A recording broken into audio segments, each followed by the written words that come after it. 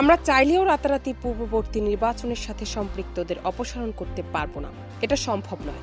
আমরা বিশ্বাস করতে চাই আমরা নির্বাচন কমিশন শক্ত থাকি, স্বচ্ছ থাকি, সৎ থাকি। আমাদের অধীনে যারা নির্বাচন করবেন তারা সৎ থাকতে বাধ্য, এমনটাই মন্তব্য করেছেন নির্বাচন কমিশনার আবুল ফজল মোহাম্মদ সানাউল্লাহ। আপনাকে বললাম যে যাচাই একটা অটোমেটেড প্রক্রিয়া, প্রত্যেকের বান্ধবন আপনাকে গিয়ে জিজ্ঞেস করবে আপনি অমুক। 27 জানুয়ারি নীলফামারী সরকারি কলেজ হলরুমে ভোটার তালিকা হালনাগাদ উপলক্ষে সদর উপজেলা নির্বাচন কার্যালয় আয়োজিত তথ্য সংগ্রহকারী সুপারভাইজার ও নতুন ভোটারদের সাথে মতবিনিময় সভায় তিনি এসব কথা বলেন।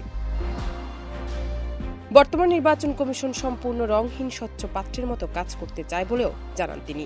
নির্বাচনকে চ্যালেঞ্জিং হিসেবে নিতে হবে উল্লেখ করে তিনি বলেন, নির্বাচনে তো কিছু চ্যালেঞ্জ থাকে, তবে এবারের নির্বাচনে আমরা সুবিধা বেশি দেখতে পাচ্ছি। বর্তমানে যেসব রাজনৈতিক দল মাঠে ময়দানে নির্বাচনের কথা বলছেন তারা দীর্ঘদিন গণতন্ত্র পুনরুদ্ধার, সঠিক নির্বাচন, সুষ্ঠু নির্বাচন, নিরপেক্ষ নির্বাচন কমিশন ইত্যাদি নিয়েই দাবি তুলেছেন, কথা বলেছেন। আমার মনে হয় আমাদের সময় এসেছে তাদের কাছে দাবি করা যে আপনারা এতদিন ধরে যে দাবি নিয়ে আন্দোলন করেছেন আমাদের এই দাবি পূরণ করার সুযোগ করে দেন। জান্নাত নিপু, দেশ রূপান্তর।